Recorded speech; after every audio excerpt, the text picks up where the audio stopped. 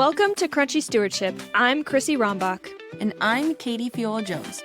We're cousins on a mission to honor God by stewarding our health spiritually, mentally, and physically. From ancestral nutrition and natural remedies to biblical finance and holistic health, we are digging deep into how God intended us to live. So grab yourself a raw milk latte and join us as we unpack the ins and outs of Crunchy Stewardship. Hey everybody, welcome back to Crunchy Stewardship. You are here with Chrissy and Katie once again, here to share all things crunchy and not very many things conventional, because that's what we do around here. We talk about nutrition, well, mostly nutrition, how it impacts our bodies. We are currently going through a fertility series and talking about different things in our environments that affect our fertility and ways that we can improve our fertility and essentially get pregnant without having to go through fertility treatments, because everybody knows those are expensive and very difficult on the mind. And so we are just talking through how can we get pregnant without having to go through those difficult and expensive treatments. So before we get into today's episode actually, we'll be talking specifically about medical interventions and different common medications that people take throughout their lives that can impact fertility. But before we get to that, we are going to do our random revelation for the day. So this random revelation, if you haven't been listening to us before, is just something that Katie or I learned throughout the week that is something crunchy, something related to nutrition, something related to the Bible, anything like that, that we would like to share. So, Katie, let's kick us off with that random revelation for today. Yes, it is I, Katie.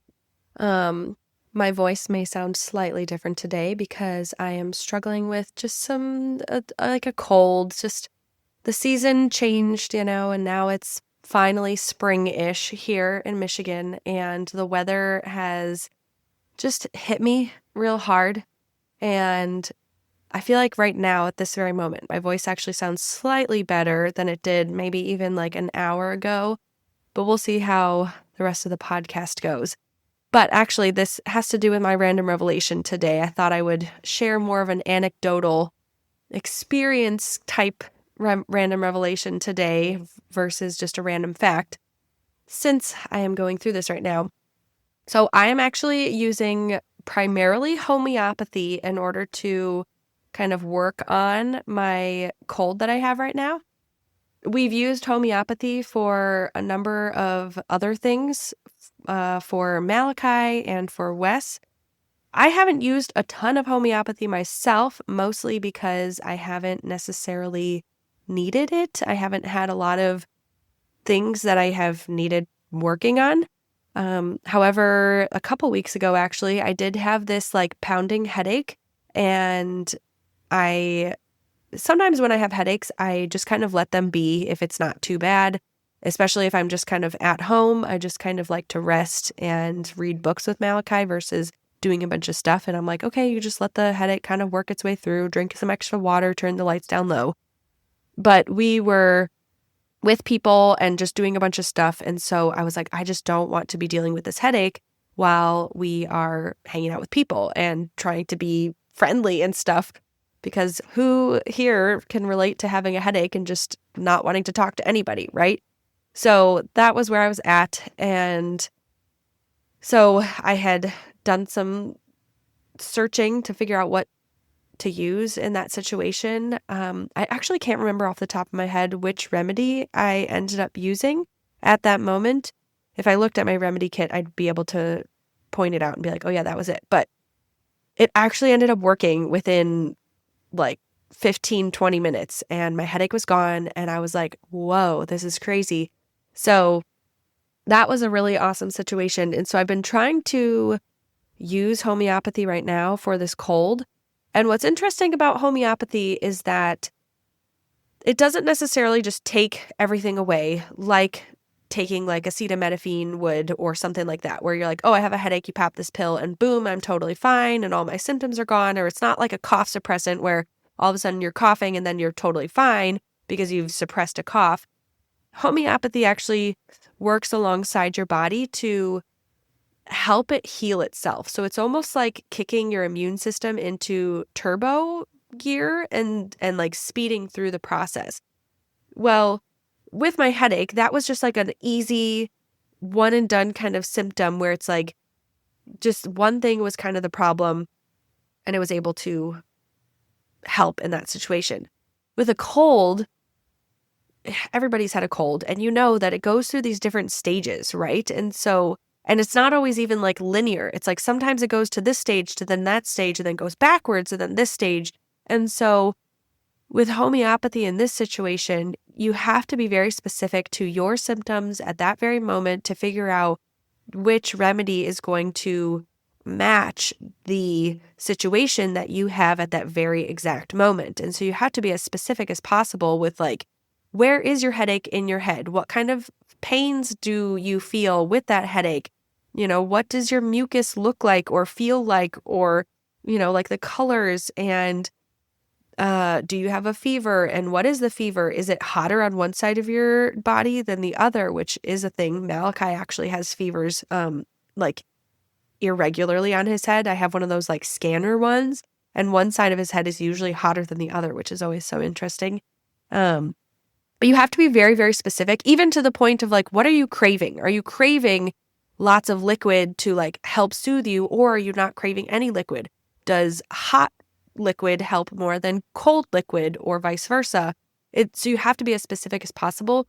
And so with this cold, you look for a remedy in that specific situation. So you take that remedy. And I have actually experienced like certain symptoms like going away, like pressure in my head, when you have a sinus like headache and it just feels like your head's going to explode. Well, in that situation, my sinus headache went away within like 30 minutes. But then certain other symptoms didn't, or they changed. Like, again, like the mucus, like the types of mucus that comes out is changing, and what I'm craving and what makes me feel better, and the place of headache in my head. So then you have to like do a new remedy for that next situation. So I don't know. It's hard to say if I'm doing it right or not. And there's been a couple times where I haven't had the exact remedy that I think was supposed to be the match. I've primarily been using Google Gemini to help me, which actually Google Gemini has been very wonderful in this situation. I tell it to act like a homeopathic practitioner, and then I tell it all the things and tell it to like ask me questions to make sure that I'm getting the very specific right remedy for the situation. And in a lot of the cases, it's been pretty spot on and has helped. But then again, like the cold has been changing. And so I don't know how quickly it's supposed to just be over. I definitely feel myself going through stages throughout the day after I take certain remedies. And I'm like, oh, this one symptom is now diminishing, but then another one kind of pops up. So anyway, my overall like assessment of the like how does it work well for colds, it's not my favorite right now. It was really helpful when I had a pounding headache in the middle of the night from my sinuses. I literally woke up and I was just pounding. And then there was another night where my throat was just so sore that I was just like, oh my gosh, like I felt dry and scratchy like a desert. And then I took, I think, belladonna for that situation actually. And it went away and I was able to go back to sleep. And so but then I woke up and it like the rest of the cold was still there, but it did help with that one symptom at that one time. But anyway, we're figuring it out. I don't know if I'm doing it right, so I don't know if it's working, but That's interesting. I'm just ready to be over it. I've been trying to use I did try this thing that my chiropractor does, this like lymphatic drainage on my sinuses, like a massage, and he did it before and it's helped in the past. And so I just like went on YouTube and looked up like a video on how to do that massage on my face. And it's helped a little bit at certain times. But again, I'm like, I don't know if I'm doing it quite right. So I don't know if it's doing its job properly. But anyway, that's my random revelation. It's more just, this is where I'm at. This is what I'm trying. And I don't know if it's really working. Now I have to ask you, have you been drinking bone broth with all of this? Yes, actually. And Okay, good. I didn't start drinking it until today, though, because I wanted to really try just doing homeopathy for most of this cold just to see what the experience was like. But now I'm on like day 3 and I'm kind of like really over it. So I'm like, again, it's helped in certain moments where I'm like, oh, this one thing right now has like really overtaken me and I can't really do much because of it. But at the same time, I still have my cold. So I'm like, whoa. So I think a combination of homeopathy plus just like natural care practices is probably the route I'll take in the future. But yeah, we'll see. Yes, I agree. I've always found that bone broth is very helpful in addition to like a lemon or a honey tea.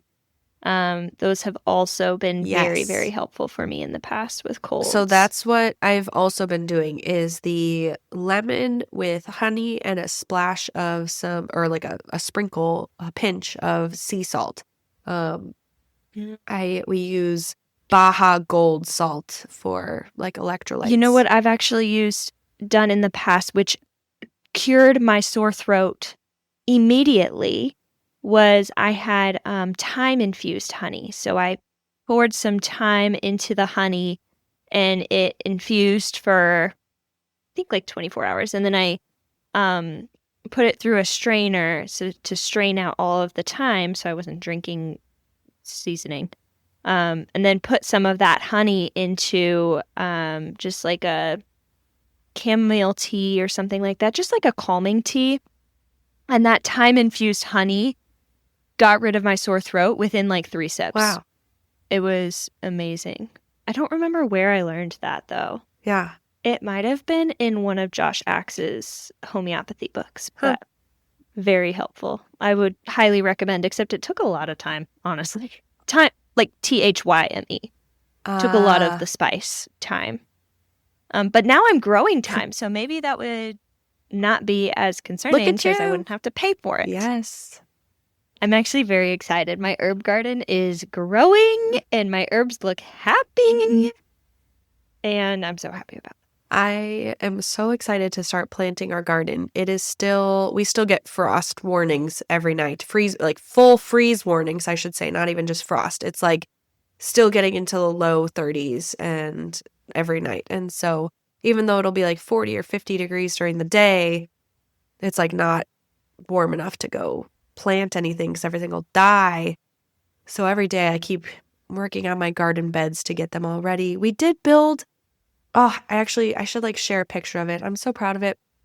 It's really basic, but we made a compost bin out of 7 pallets. So there's like 3 kind of chambers or boxes for the compost for different stages and stuff. And I've been really excited. I love like bringing out all of our scraps and stuff. Oh, and we just got baby chicks this past week. So we now have 6 baby chicks and it is so cute with Malachi.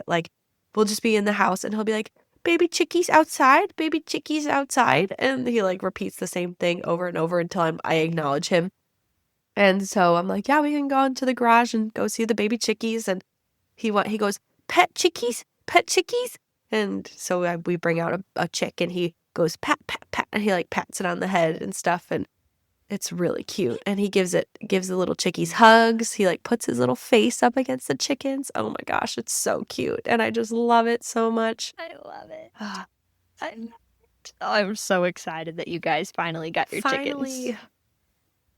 Yes, it's been a long time coming. Yep. Well, anyways, let's start talking about our actual topic for today's episode, which is completely opposite from homeopathic remedies and chickens. We are talking about medical interventions, particularly common medical interventions that people will get throughout their life, up like even beyond childbearing age, just to treat common things, you know? Many women are on birth control. Many of us have been prescribed antibiotics. Many of us have taken vaccines, things like that. Steroids even. I've been prescribed plenty of steroids in my life. So typical things like this, where you have an ailment, you go to a doc in the box or your primary care, they give you a prescription, it fixes said ailment in a few days, and you feel better. And with that, unfortunately, a lot of these things have a lot of long-term consequences. And so today, Katie and I are going to be talking about some of these long-term consequences that can arise from taking these very commonly prescribed medications throughout your life. So the first one we're going to talk through is birth control. Birth control has long had a very, I don't really know how to say this, a very consistent claim that it does not affect fertility once you get off of birth control. I don't know if I've ever talked to anybody who claims it differently, or any professional in the fertility world that claims it differently. But that is the very clear and stated claim across pretty much every birth control type that they have on the market. Yeah, it's kind of like this. Yeah, the scientific consensus is that most of the forms of birth control don't have any kind of negative effect on your health or your fertility long term. Chrissy and I, as we mentioned in our very first episode of the Fertility Series, we shared both of our own experiences in our fertility journeys, and both of us were on birth control for many years. And it's one of those things that now, years later, as we have tried to get pregnant and had little success with it, it's one of those things that I brought into question myself as to oh, did this maybe actually have an impact on me? Especially the way that I was using birth control was, I was not sexually active before marriage at all, and yet I was on birth control. And so I used it more as a way to control my cycle. And so if I knew I had a vacation coming up, I would change when I was taking my pills so that way I wouldn't have my period over a vacation, because who likes having a period on a beach while you're wearing a swimsuit and swimming all the time? That's so not fun. And so I really mistreated, I really abused, honestly, the pills and being on the hormonal birth control. And so it's kind of the way that I've been seeing it now is that, yes, maybe for the vast majority of individuals, and I don't even know if it is a vast majority really, but the scientific consensus is that for the vast majority of individuals, your fertility returns to a normal baseline shortly after you discontinue using a hormonal birth control. However, the hormones in the pill that you're taking or the patch that you're using, or if you're using a hormonal IUD, they're synthetic forms of these hormones. And so it's the synthetic form of progesterone or estrogen. And because they're synthetic, which means that they are made in a lab, they're not natural, they act differently than the actual hormones that are produced by our body. And so it can confuse your body a bit. We've kind of talked about some of these things, even when you think about synthetic vitamins, those often are not readily, they're not as easily absorbed into your body because your body doesn't identify them properly as a vitamin that they would find in a piece of food. It's man-made, and so they're wait a minute, this looks kind of familiar, but it's not. And so it's the same thing with the synthetic hormones, is your body is kind of confused. And so instead of those hormones supporting your endocrine system, they act more like disruptors, and they end up overriding your body's natural way of communicating between like your brain and your fertility system, so like your ovaries.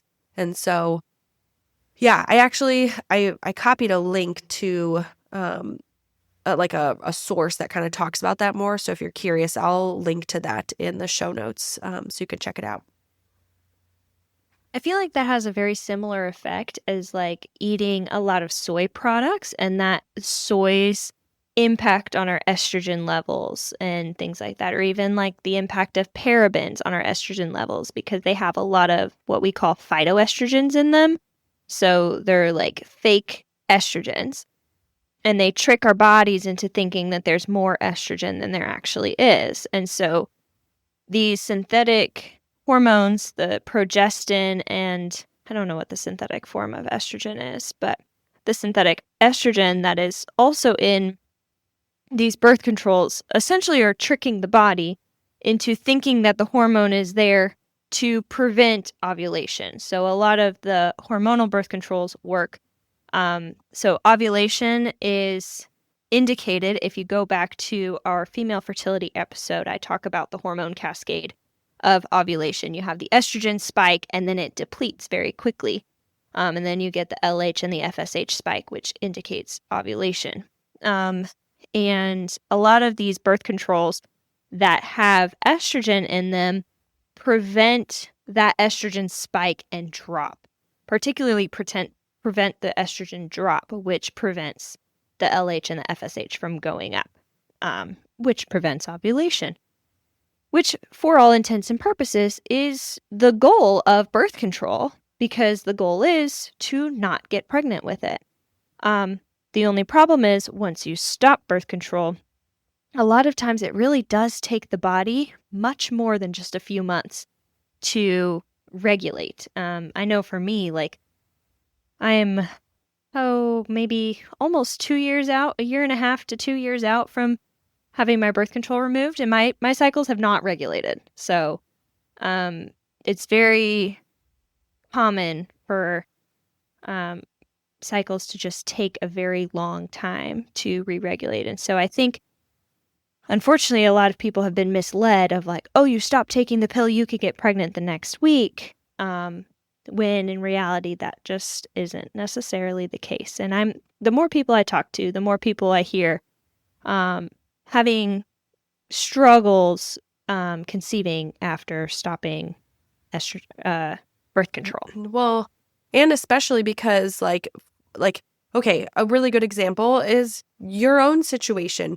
When you are a young female and you go to the doctor and you explain that you have other struggles in life, such as acne, a lot of times one of the first things that a doctor recommends is some sort of hormonal birth control in order to treat that other ailment. Or if you are having struggles with like extra bleeding during your period, they're like, oh, just take birth control. That will solve the problem. And so it's used as kind of like a Band-Aid fix for these different issues. I even had like a girlfriend in college who was on birth control specifically for having just really severe cramping to the point where she would be like immobile and couldn't like go to classes and stuff. And so there are definitely situations where maybe doing birth control for a little bit to do that Band-Aid fix might be a good fix, like for that situation. But the issue is that the birth control then ends up masking the root cause of whatever's going on, because symptoms such as heavy periods or severe cramping or having lots of acne, or even when your cycles are irregular, it's basically your body's way of saying like something is actually out of balance and something does need to be fixed. But it's not that you are missing birth control. It's not that you're missing these things like the synthetic forms of these hormones. Your hormones might be out of balance, but we shouldn't necessarily be using synthetic forms of it in order to solve that problem, because it really just ends up masking it, because then when you remove it, those symptoms likely will end up coming back. It might be masking other larger problems. I think like PCOS is one of those that ends up being a problem for a lot of women who early on, they just get on birth control because it solves other things, but then they get off and they're not able to get pregnant. And then later they find out they have PCOS, when really, if they had looked into it when they were younger, maybe they would have caught something and been able to do more natural remedies in order to fix their hormone systems, instead of kind of just suppressing what's going on. And so, yeah, I think it's another hard. one, another ailment, no, disease, problem What are you trying to that say? is often, I don't even know. Another thing that is often masked with birth control is endometriosis. So there's Ooh, multiple yeah. different stages of endometriosis. And a lot of times, stage 1 really is just like kind of uncomfortable periods, heavy flow, extra cramping.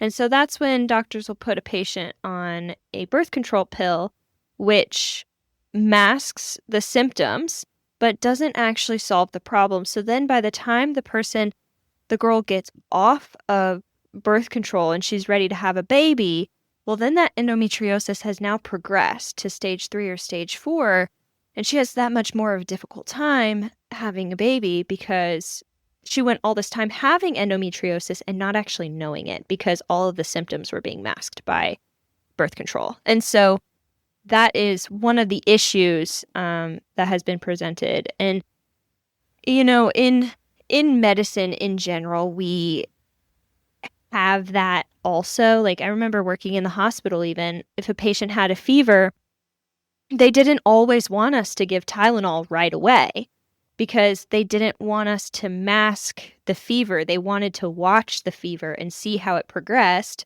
to then hopefully identify where it was coming from. And if we were giving Tylenol all the time, which is a very common practice in the hospital, I feel like every single patient is prescribed Tylenol every 6 hours, even at midnight, which doesn't quite make sense to me. But anyways, it would mask any sort of fever that would come on, and infections can be missed because we're preventing the body from showing signs of infection. And so, same idea with this. We're preventing the body from showing signs of problems. Which can just allow the problems to get worse without us knowing that they're there. That's actually like, it brings a full circle to the idea of homeopathy, actually, because that is kind of like what they talk about in homeopathy is like, you don't necessarily just want those symptoms to go away, because something like a cough or your nose running or your eyes running or your fever, it's your body's defense mechanism to fight off these bugs and germs or the like, what am I thinking? Like the dust that's getting into your body. If you have like allergies, your body's trying to eliminate that stuff. And so if you stop yourself from coughing with a cough suppressant, then your body can't cough up whatever are the foreign contaminants in your body, whether it's germs or like an allergen kind of attacking you or something. Same thing with your nose running and the mucus all building up. It's your body's defense to say, no, you're not allowed to be in here, bad guys. We want to keep all the good stuff in. But it's super obnoxious, obviously, but it's like your body's trying to actually defend itself. And so if you suppress those things, it ends up typically, I mean, not all situations, but it ends up that you have like longer colds and longer drawn out like flus or allergies because you're not letting your body's natural defense mechanisms work its way to getting all of the toxins, like just daily toxins out, like the way that it's designed to do it. And so, yeah, when you have like a fever, it's just your body is trying to kill something off. And so if you temper the fire down inside your body can't actually burn off the bad guys inside of it. So, yeah, Chrissy and I were actually just talking about this right before our episode of like, what would we do like in a situation with our kids having a fever? And it's so, like, in a lot of situations, it's sad because they're in pain and, your body's achy. You don't feel good. It's uncomfortable. And so what we do in our house is just like, we just make the person, baby or ourselves, as comfortable as possible. So we just but we support that fever in the process of allowing it to do its thing. And so it's hard because you're like, oh, I just want to get rid of this fever. I want to break it with some medicine and just make sure that they're able to go back to sleep, which sleep is good. But there are other ways to making yourself more comfortable without necessarily turning the fever off. So anyway, the last thing I wanted to say, did you have something you wanted to say about Nope, that? go ahead. Well, the last thing I wanted to say kind of about birth control is that there has been more documentation that oral contraceptives end up depleting the body of essential nutrients, including the B vitamins, especially B6, B12, and folate, as well as depleting it of magnesium, zinc, and selenium.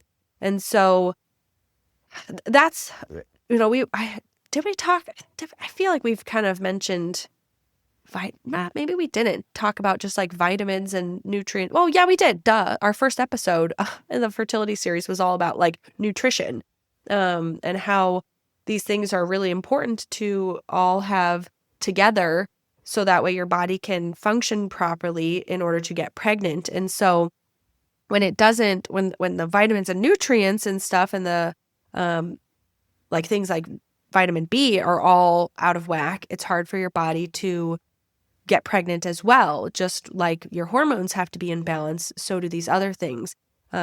Mostly, a lot of the deficiencies with vitamins mean that, like, yes, maybe the hormone system is in place and so you're able to get pregnant, but a lot of times with the vitamin and nutrient deficiencies, it doesn't allow your body to continue a successful pregnancy, resulting in something like a miscarriage, or it might be such an early miscarriage that you don't even realize that you were even pregnant to begin with. And so, your body needs all of these minerals, these vitamins and everything in order to build the baby out of. And so if it doesn't have that, it can't stay pregnant successfully long term, which is kind of the unfortunate thing. And so if you are on a contraceptive, you should get off of it like at least a year in advance before trying to get pregnant, so that way you can start working out like all of your nutrient deficiencies as well as hormone imbalances. I wonder how much these vitamin deficiencies that women have, just that they're going around with day to day, impact nausea during the first trimester of pregnancy. Because, as we've been trying to get pregnant and looking at vitamins and minerals and things like that, I've learned a lot about pregnancy nausea. And a lot of women have said that they're nauseous until they start taking a vitamin B6 supplementation, or until they start taking a prenatal vitamin or something like that. And that really helps their nausea get better. And so it just makes me wonder, like, how much of this first trimester nausea. Now, I know not all of it is a vitamin deficiency. A lot of it is related to egg quality and sperm quality and other things in and around the house and everything like that. But I just wonder how much of it is actually related to these vitamin deficiencies that are caused by birth control that women have been on for so many years before conceiving. It's actually a really interesting thought. I mean, when I was pregnant, I was so nauseous all the way up until my second trimester. And the thing that did help was, I think it was vitamin B6 that I was told to take. But it was also in conjunction with Unisum, which is a sleep aid. And so my midwife at the time had told me every night before bed, take these two together. It was half of a tablet of Unisum, and then I think it was just one vitamin B6, and I don't remember what the concentration or whatever they call it of the vitamin was. But I would do that before bed, and usually the day before I would have no nausea or very minimal nausea, or if I did have any nausea, I wouldn't end up throwing up at least. And so that typically helped. And there were a few times where I'd forget, and then the morning after, it was so obvious that I forgot to take it. But it's interesting now because I don't know what the long-term side effects would be of the Unisum. I mean, it was half a tablet, so they're really itty bitty. But I did do that along with the vitamin B6, I think it was. And I probably took like a very synthetic form of vitamin B6 at the time because I didn't know any better and didn't know anything about vitamins and all this stuff. So if you're looking into it, I would recommend probably researching that a bit more before just doing whatever I did, because I don't know that that's super crunchy these days, but it did help. So Yeah, I just did a quick little Google search, and Unisom has either doxalamine, succinate, or diphenhydramine, which diphenhydramine is practically Benadryl. So essentially, you'd be taking Benadryl wow. with the vitamin B6, which would make sense why it would help you sleep. Yep. And I guess the antihistamine helps with nausea if the nausea is caused by some sort of histamine release or something like that. I don't actually know how histamine relates to pregnancy nausea, but no idea. But something to whatever it find did, out. it worked. We could do research on that. I love it. All right, so let's move on to our next section of medications that are commonly prescribed in life in general is antibiotics. I think personally, actually, I cannot count the number of times I have been prescribed antibiotics. I've gotten them for UTIs. I've had antibiotics for my acne. I remember actually being put on like a 6-week course of tetracycline for my acne when I was in junior high. I've had antibiotics for bronchitis. I've had antibiotics for pneumonia. Oh, probably other things, I'm sure, that I'm just not remembering. I had antibiotics for a staph infection once. That was a fun one. I didn't actually know the severity of a staph infection, and I went to volleyball practice, and they kicked me out. I was like, why? I feel fine. I just have a weird sore on my leg, and they were like, no, you're gone. Bye. Yeah. No, the naivety. It's okay. The whole gym got staph. It was fine. Anyways.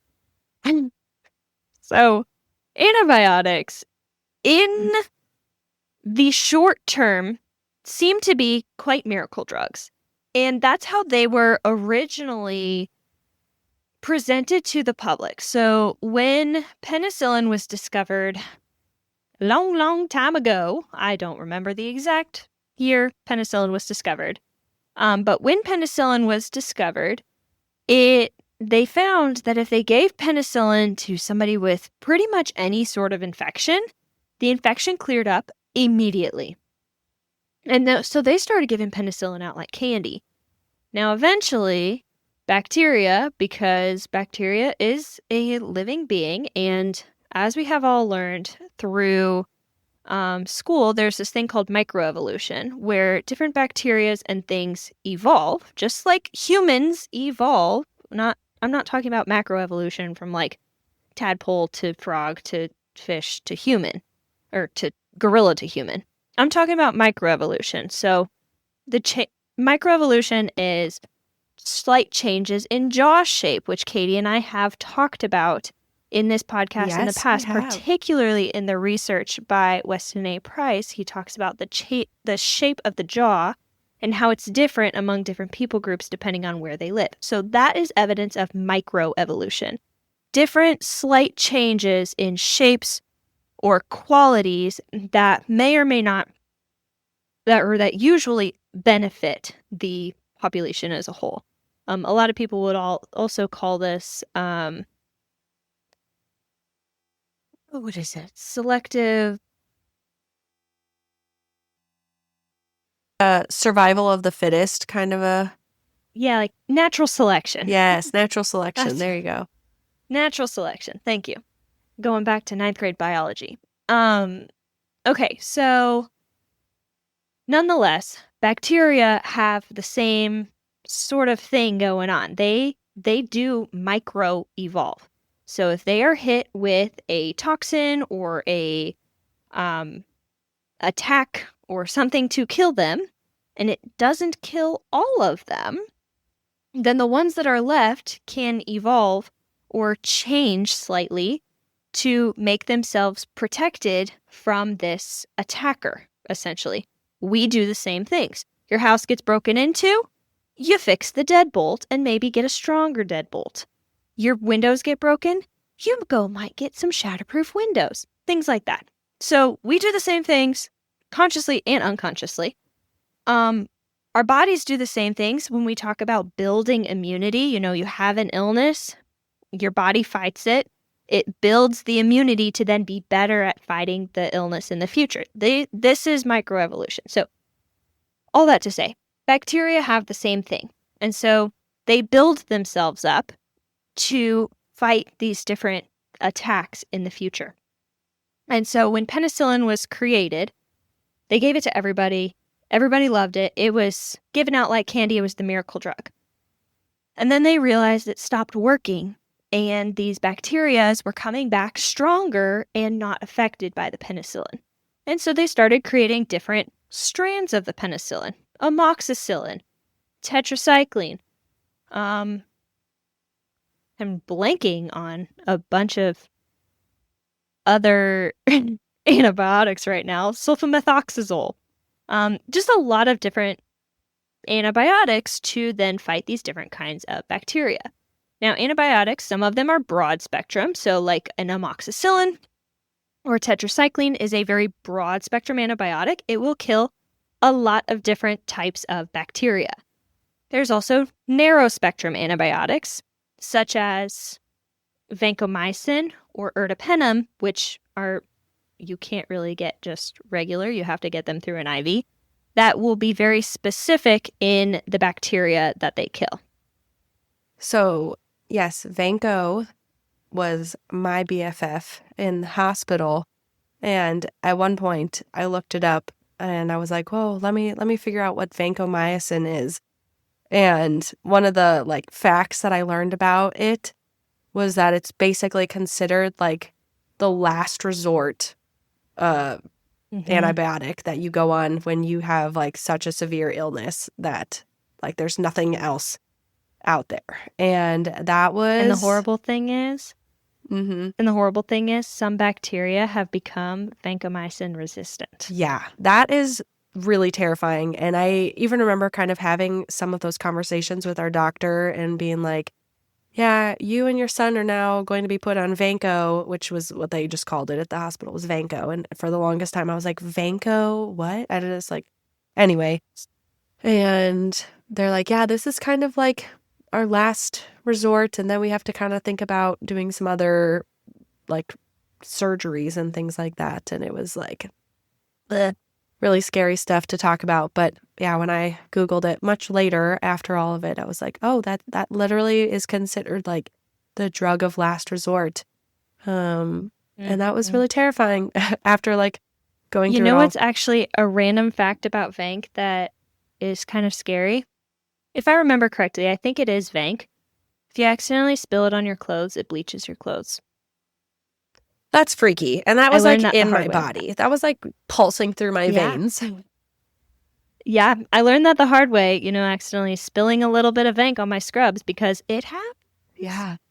Anyways, so bacteria develop resistances to antibiotics. And thankfully, a lot of modern medicine has discovered this. And so we have what's now called antibiotic stewardship, which is pretty much an agreement between all medical providers to be strategic and intentional on prescribing antibiotics. So we don't want to prescribe antibiotics for viruses because viruses aren't affected by antibiotics. The antibiotics come in and kill all the good bacteria, and then your body can't even fight the virus to begin with.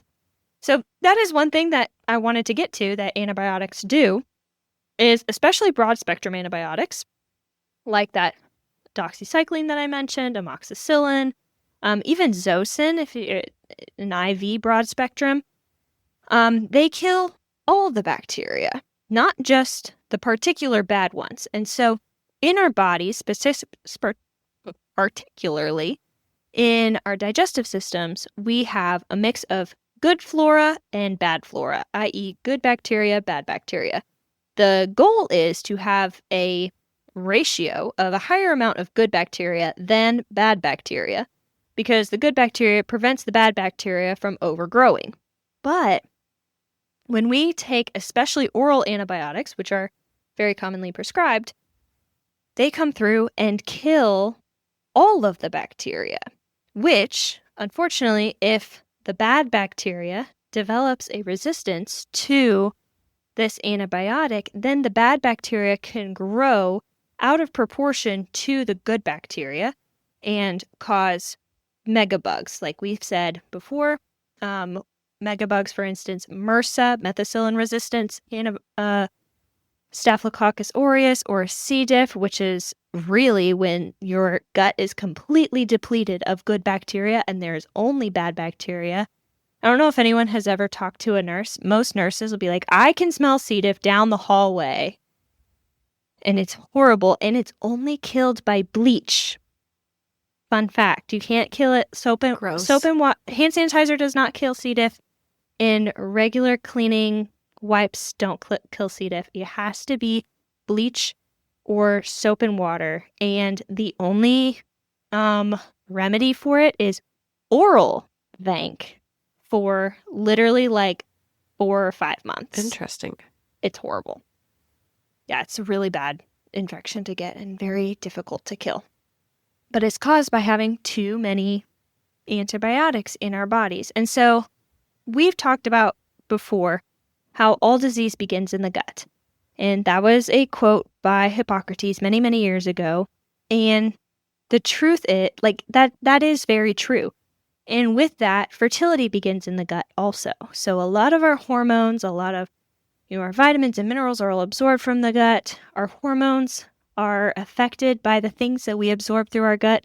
And so if we are missing this balance of good to bad bacteria in our gut, then we're not going to be able to absorb the proper vitamins and minerals that we need in order to fight off these bugs by ourselves. And we're going to end up becoming reliant on antibiotics and modern medicine and things like that. So that is one thing Katie and I have always tried to, have recently been trying to be aware of like how often we're prescribed antibiotics and what the antibiotics are prescribed for. I think in my adult life, I've only actually had antibiotics prescribed for UTIs, which I'm so thankful for because usually it's just like a quick 5-day course and then the UTI is gone and we're all good.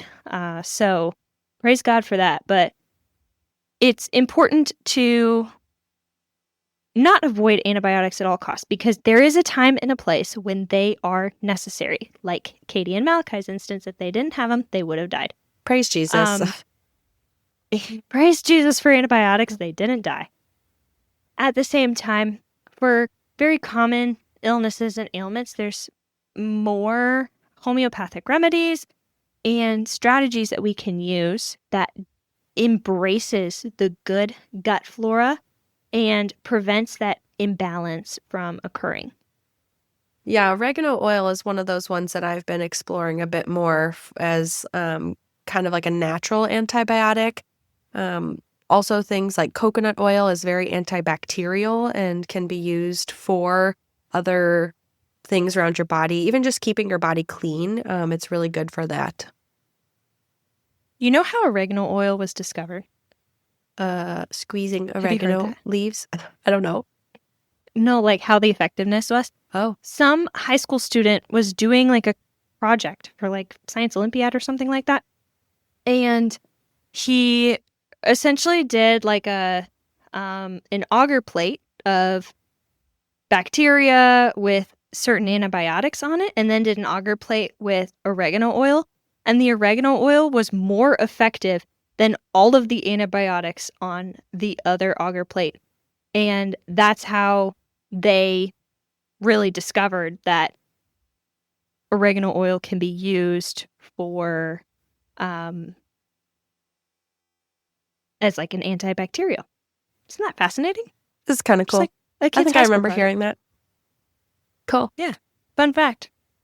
Well, we're coming towards the end of the podcast, and we still wanted to touch on one more medical intervention that often does disrupt our fertility systems, and that is vaccines. And we don't really want to dive too deep into vaccines and have a big debate or anything, but specifically talk about the fact that vaccines are often full of different heavy metals, as well as preservatives that end up disrupting our fertility systems. And just the fact that there have not been any long-term studies on the impacts of vaccines on our health, not specifically just for our fertility, but just general health as a whole. But when you think about heavy metals, I mean, most of us know like aluminum is a neurotoxin, and we should not be consuming aluminum in any way, shape, or form. Like most of us just know that and can agree upon that. However, aluminum is still often found in vaccines as well as mercury. And these are things that we know are contaminants and have a high level of toxicity in our bodies, and yet we still inject them into ourselves and our children without having any real science to show the long-term impacts of these toxins in our body. Specifically, heavy metals often act as kind of like another type of hormone mimicking agent, just like a lot of these other things we've been talking about. They bind to our hormone receptors, and then they just impact, or they end up disrupting the system of our hormones, our endocrine system, and the way that everything is supposed to communicate. It ends up just kind of scrambling everything versus allowing your body to communicate properly. Again, it's the same thing with a lot of these other toxins we've been talking about, is that heavy metals do these same things. And a lot of us, we know that. We know, there are certain fish that have high levels of mercury, and we should be really cautious of that, especially when we're pregnant. And lead is really toxic to our bodies. We all know, long-term lead exposure can end up impacting conception in general. And it can also impact the sperm quality in men. And so there's a lot of information about each of the heavy metals specifically, but yet when we talk about the safety and efficacy of vaccines, it's just kind of glossed over that many of the vaccines have these heavy metals in them, and then also have preservatives as well in them, which then we all kind of know, preservative-free food is good. So preservative-free vaccines is also a good option. And they do actually offer many vaccines that don't have preservatives in them. You do need to ask for that when you are getting a vaccine. And so you can ask specifically for one that doesn't have a preservative in it if they offer it as an alternative. In some cases, certain vaccines don't offer it, but that's, if you choose to continue to use vaccines, that's a good, safer-ish route to go. But if you want to learn more about vaccines, a book that can help you learn more about it is a book called Turtles All the Way Down, and they give you kind of just the facts about vaccines. There's also a website called... That is not the Turtles All the Way Down by John Green. The one Yes. by Anonymous. Exactly. Yes, that is a good clarification, because there's another book out there called Turtles All the Way Down, but it is meant for young adults. It's a young adults book. But the Turtles All the Way Down that we are talking about, I think the cover has literally turtles on it, and they kind of fade into the background, and it's white, I believe. But check out that book. It's got a lot of information. It's sometimes can be a little overwhelming to go through a lot of it.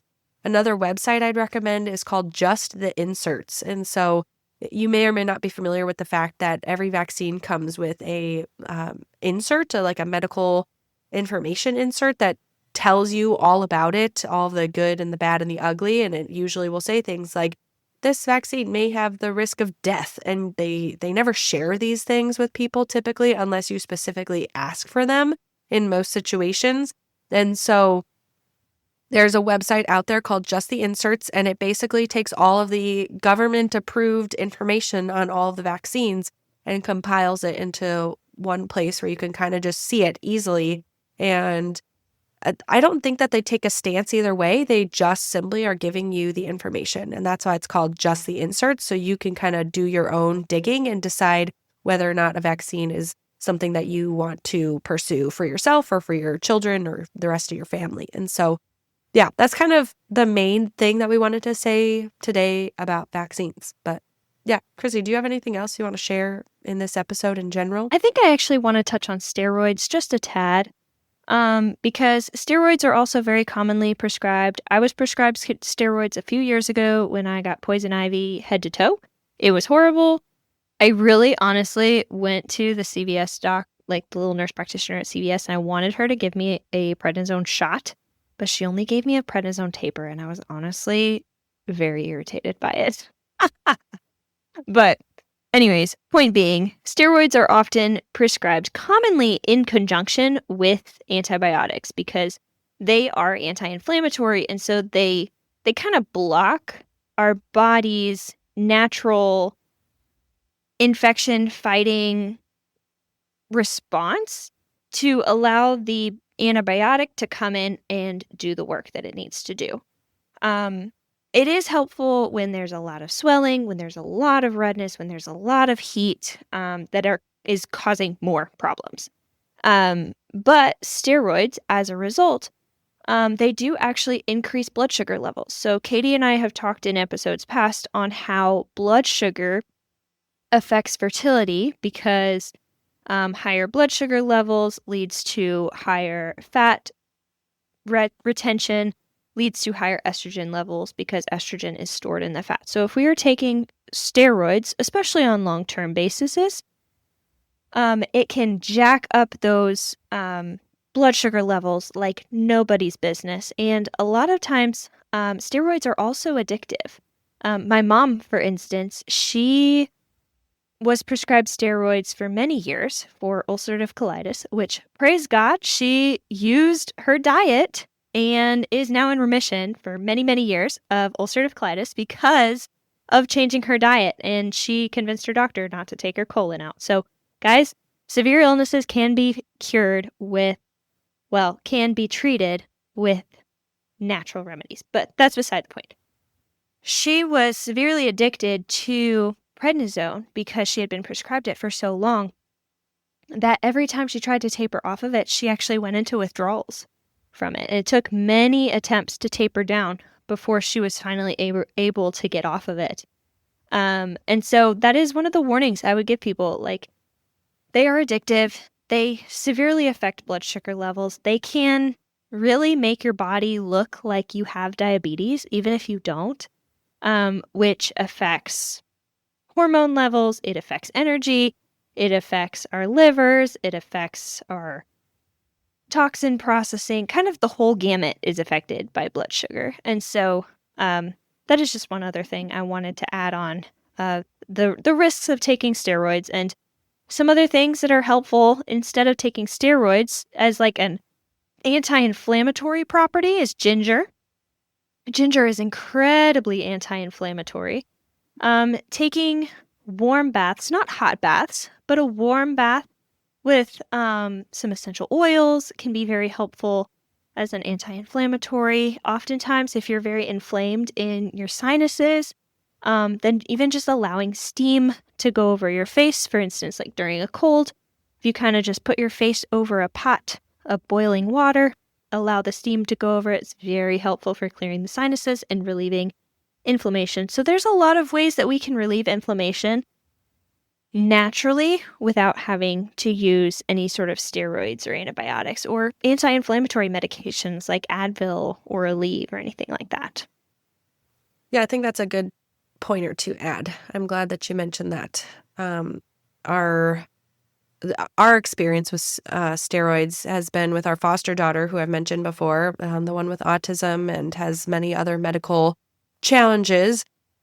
She has eczema, and there has been basically nothing that has helped her eczema except for a steroid cream. And I don't remember off the top of my head the name, but she actually had like 3 different kinds. No, 4, up to 4 at one point, because for different parts of the body, they wanted her to use different types of it, like different strengths, because she would get this like eczema around her eyes and on her face that obviously is super delicate. And so you don't want as strong of a steroid there because it could impact your eyesight. And even for her eye one, even though it was a more diluted potency than the other ones, they even said like only use this a couple days at a time and never longer because it can impact your eyesight over time, which is like terrifying. But it also, again, was like the only thing at the time that was like helping her skin.